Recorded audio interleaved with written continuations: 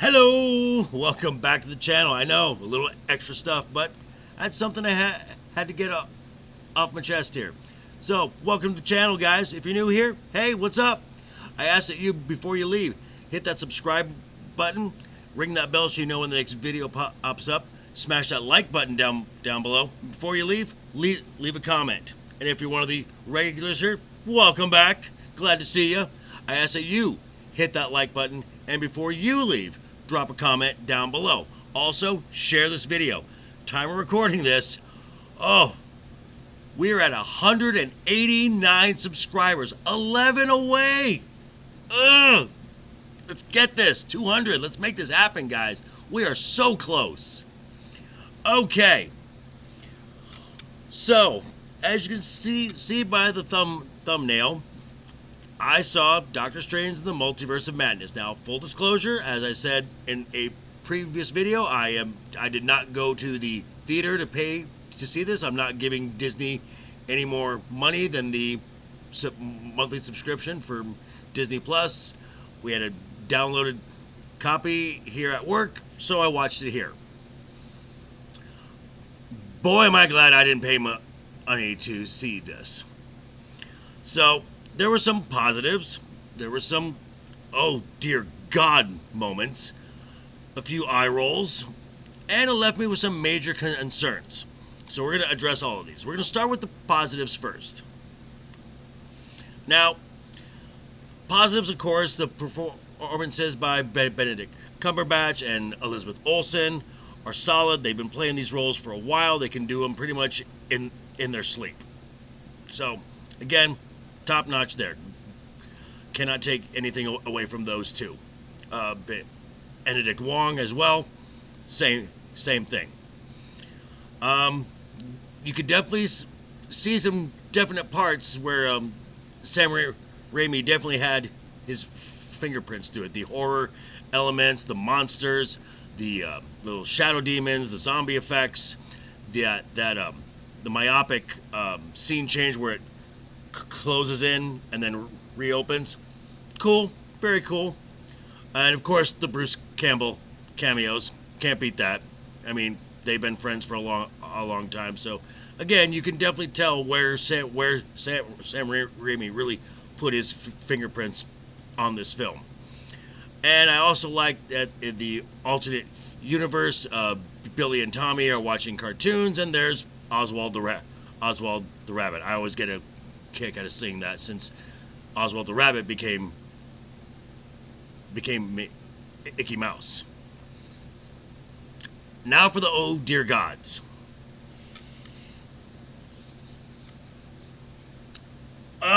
Let's start off with Wanda. Her motivation. She is so heartbroken that her little fantasy world from WandaVision, she had to stop playing house, that she wants to find an alternate dimension where Billy and Tommy are actually real and take them and be their new mommy. Doesn't matter how many men, women, children she has to kill, including the mother of the actual Billy and Tommy. Strange just aptly tells her, but those children weren't real. You made them up with magic. All mothers make children with magic. Stop it. And the justification was, well, you broke the rules. You gave the time stone to Thanos, and you get called a hero. First off, Strange looked at 14,605 possible outcomes, saw only one where they would defeat Thanos. Giving him the time stone kickstarted those events. And it turns out he ended up sacrificing himself in the process. That was selfless. What you're doing, Wanda, is selfish.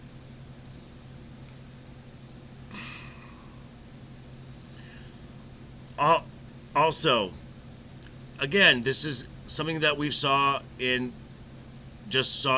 Moon Knight's breaking established rules. So at one point, and there will be some spoilers in here, as I probably already spoiled the scene for you, but if you've already seen it, you know what I'm talking about. Strange traps Wanda in the mirror dimension. Now, it was clearly stated in Doctor Strange, the first one, you can't escape the mirror dimension unless you have a sling ring. Unless, of course, you're Wanda Maximoff, for reasons. Also clearly stated in a multiverse that there's a version of you in every single multiverse. Except for America Chavez. She's the only one, because she's special. Gee, that's convenient, isn't it? Also, and I'm going to say right now, guys, there's a few of these moments that just made me so angry. So angry that I may quote Critical Drinker a few times. And if you know Critical Drinker, you know what those quotes will be. At one point, they seemingly destroy the Darkhold by stabbing it with an ordinary knife. The Darkhold. The most concentrated source of dark energy, dark magic. You would think you would need something on that same level. But no. Just a dagger. Darkhold's destroyed. But then we get told, oh, that was just a copy. What the fuck? Are you kidding me? Stupid. Oh.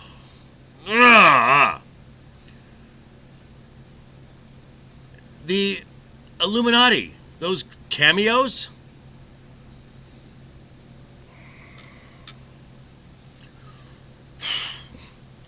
First off, the guy who plays Black Bolt is the same actor who played Black Bolt in the Inhumans.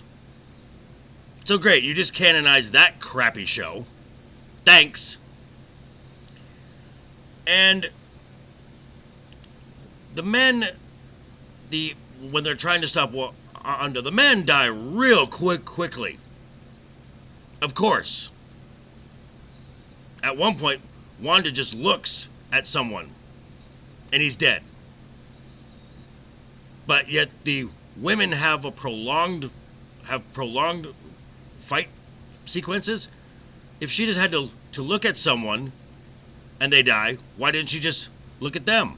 Makes no sense. But the script needs the plot to happen.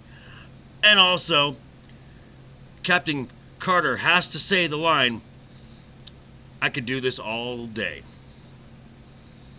To quote Critical Drinker, fuck off, film. You don't get to use that line, Peggy Carter. That's not your line. That's Steve Rogers' line. That was dumb. Member berries. Little jangling of the keys there. Stupid.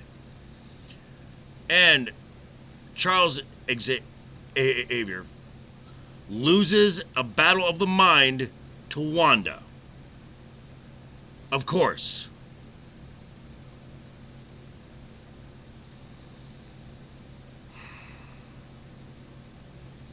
And started this thing with Wanda, and I'm going to end it with Wanda. Again, Wanda's powers are undefined.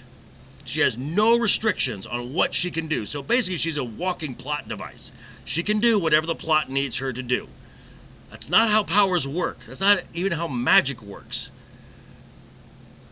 Everybody, there are restrictions, there are rules to this. Even in magic, you go to the Harry Potter films. Harry Potter, his first year, couldn't produce a Patronus charm. He had to learn it. There was limits to what he can do. If you go back to comics, the Green Lantern, yeah, it's the power of his will, but even that, there are limits. Superman has limits. Wanda has none. And she's so powerful that the only person who can defeat her is herself, which denies Doctor Strange, the hero of the film, the character whose name is in the title, you deny him the hero moment. Lame. Lame. And then, of course, the eye roll parts, which, the wedding where Steven is at Christine's wedding, the wedding party, very diverse. Of course it is.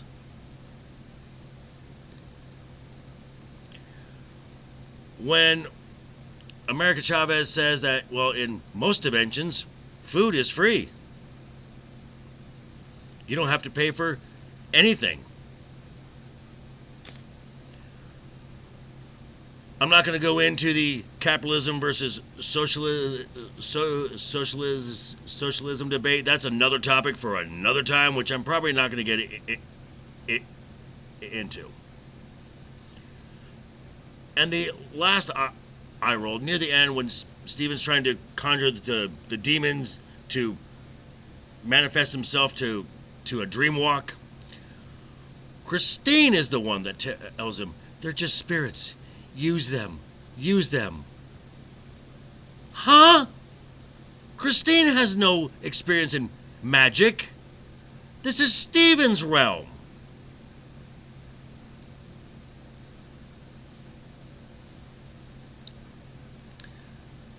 Now, is this the worst MCU film I've ever seen? No. Is it the best? Not even close. And I've got some real major concerns about this film. After listening to people like Script Doctor, Chris Gore, other folks from Midnight's Edge, they're exactly correct. This is less of a sequel to Doctor Strange than it's more of an epilogue to WandaVision. There's a problem with that. WandaVision is now required viewing to understand this film. So is the What If in the case of the character Captain Carter. TV shows should not be required viewing for your film franchise. Case in point, you can watch. You don't have to watch, say, the Clone Wars or Rebels to understand what's going on in the films with Star Wars. Those are supplements. They just simply add to the story.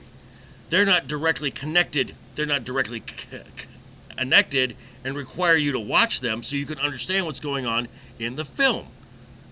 That's a problem. Another big concern, as it said in the Hollywood Reporter about a year ago, that this film, as I've said many times, 6 weeks, 6 days a week of extensive reshoots. And I'm going to link that article in the description down below.